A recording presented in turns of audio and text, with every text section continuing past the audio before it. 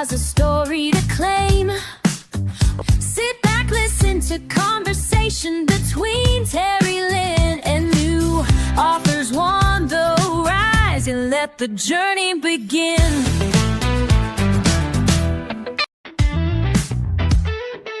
Every new author has a story to claim. Sit back, listen to conversation between Terry Lynn and new authors on the rise, and let the journey begin. Welcome to my podcast, Conversations Between Terry Lynn and New Authors.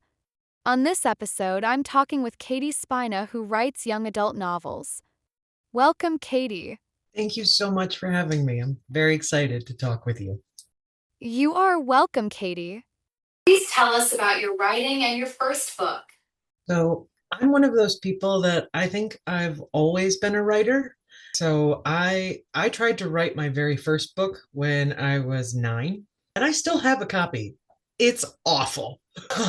But I was trying to combine TV drama like the show Dallas. I was a kid back then, but it was a big cultural phenomenon, and an Agatha Christie mystery, because I love Agatha Christie, but I was 9 and I had no idea what I was doing. But the good news is I kept writing and I got much better at it. So I've been writing and publishing children's books since 2018 now, and I am just so proud of those stories that I have to offer the world. It's a very special thing to get to do. I love that so much.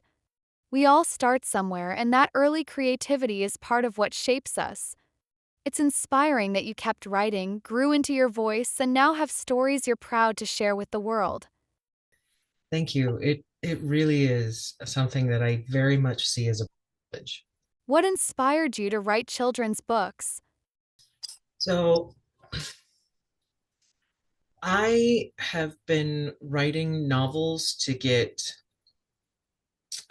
published since about 2011. But my voice and my audience when I write stories my kid could read. I've always loved writing. I wrote by Kurt Vonnegut at 16, and I realized I want to try writing an entire book, and I wanted to say something I believe in. And it took more years of writing and living to find something worth saying, but now I've got lots to say and stories to tell it in. That's such a powerful realization. Finding your voice takes time, and it's amazing that now you have so much to say and so many stories ready to tell it. What challenges does a new author, especially when it comes to your book?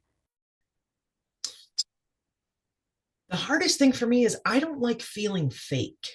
And so I'm very good at talking about books, stories, and my books in person, like with you one-on-one. I can talk, and I love doing in-person events because of that, because it's the engagement and the back and forth and getting to see you smile at things I say. It just makes it feel real and that we're just talking. I'm not trying to sell things, but marketing requires distance. And social media so often feels fake, and that makes me very bad. I'm writing stories I can.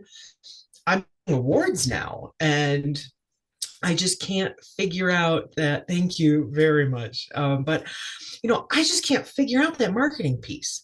I'm working on it though, and I'm finding it. That's such an honest and feeling.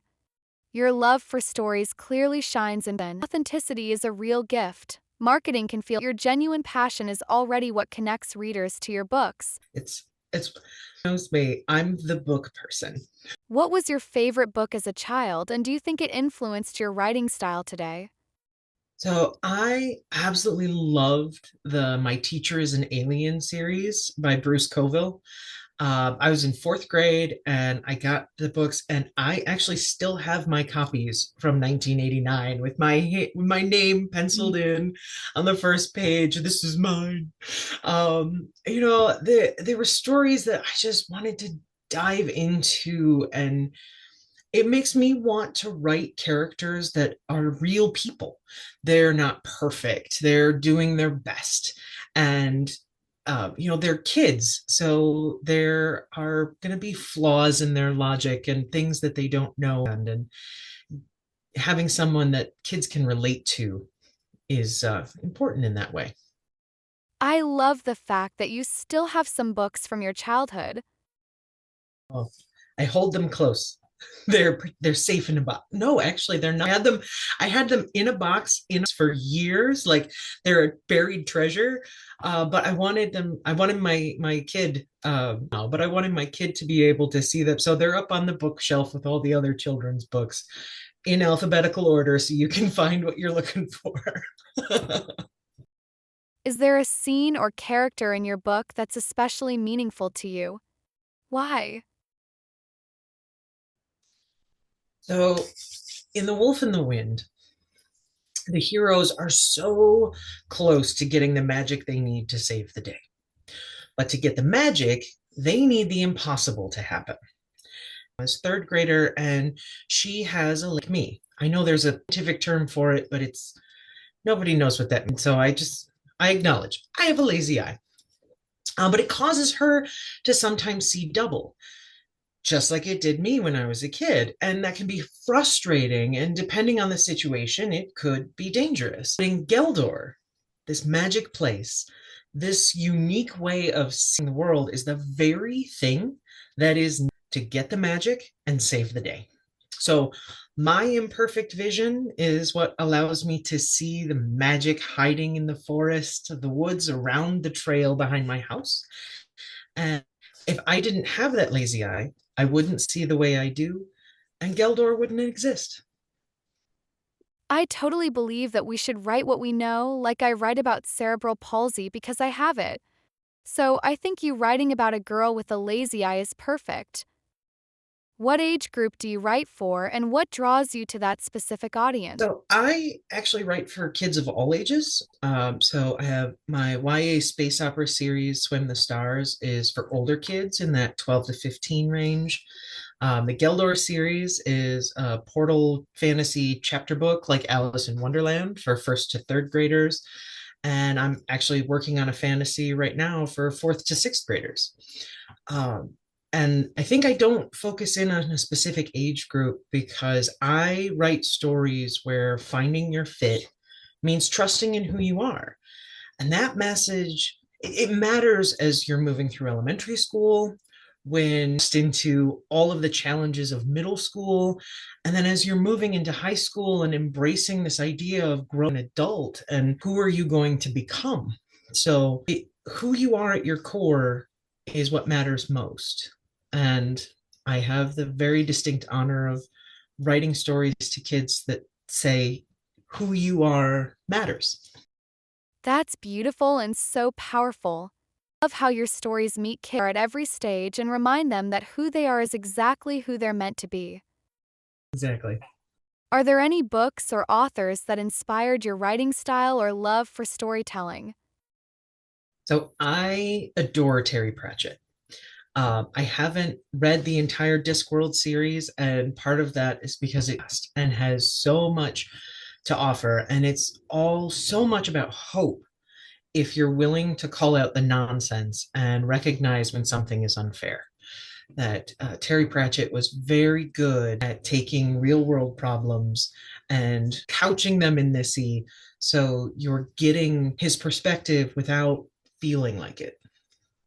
And then Hitchhiker's Guide to the Galaxy is something I come back to over and over and over as a reminder that you're never too old for whimsy. And the best way to go through life is a little bit silly. And then from my childhood and the person that taught me to write stories about being who you are, it was Judy Blume.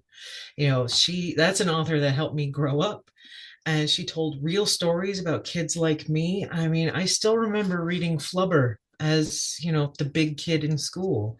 And I hope that I do her proud in telling my stories. That's a beautiful mix of influences: hope, humor, honesty, and heart. You can really feel how Pratchett, Adams, and Judy Blume shaped your love for whimsy, fairness, and telling real stories kids can see themselves in. Yeah, I think the thing that really makes stories the most interesting is characters that you care about. Whether it's you care that they lose or you care that they win, but you still have to care. Do you have aspiring authors who are just starting out, especially in children's literature? Because by the time you finish that manuscript, the trend is over and you're not passionate about the idea, but all the stories you needed to read when you were a kid.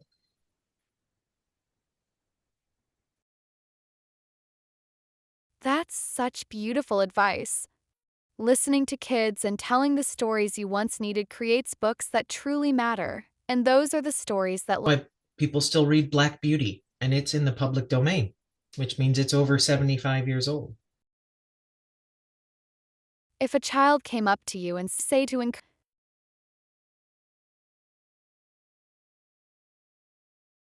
I love this question because you do not want to say, I want to write a book because I'll tell you all of the things. And number one, especially, is read as much as you can. Write down notes on every idea you have and write your stories.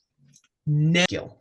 It's just like playing piano or learning to do anything. You have to practice and keep practicing to get really good. I'm still practicing and I'm better. And I'm 45 and have been writing stories since I was like 6. So that's almost 40 years. And I'm still learning new things every day.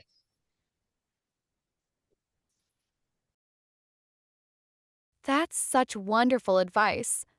Reading widely, writing every idea down, and allowing yourself to be imperfect are all part of growing as a writer.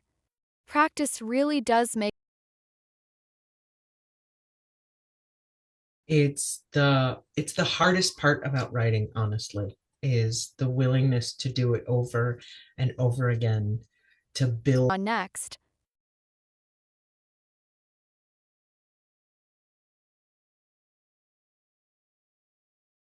I am so happy you asked that question. That book two in the 2026, and I'm getting to draft the final book in my Swim the Stars trilogy to finish that series and just solidify Ryan's destiny. And I'm just so happy about both of them. I had to mention them both. That's so exciting. A new Adventures in Gailder book coming in 2026, and the final Swim the Stars installment sounds like a meaningful milestone. And it just feels so spectacular. And thank you so much for the opportunity to talk about it. Where can people find you online? It's www.katiespina.com. So Ms. Katie Kidlet author on Facebook and Spina Katie on Instagram. I know but they used to match and then my social media got hacked, unfortunately. But links to all of my social media, my YouTube channel, stuff like that are all available on my website. Thank you, Katie, for your information. I will put the link to your website and social media handles in this episode's notes below. Thank you very much. I appreciate that. Appreciate that a lot. That's very kind of you. Else you want people to know about you?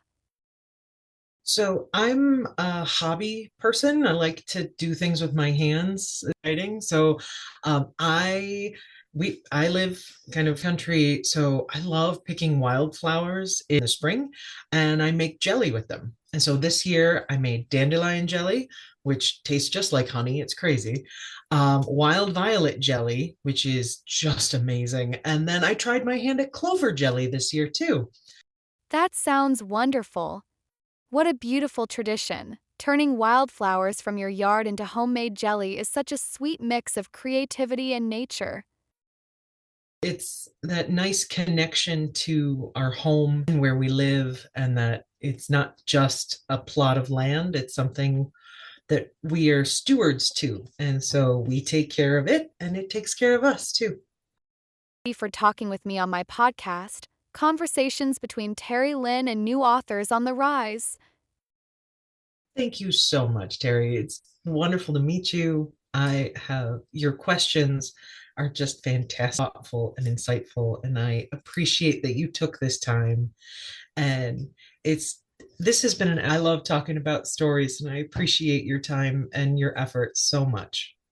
You are welcome, Katie. Okay, my listeners, tune in next week when I talk with Charisma Veer and find out what exciting projects she is working on for 2026. Until then, happy reading with your kiddos.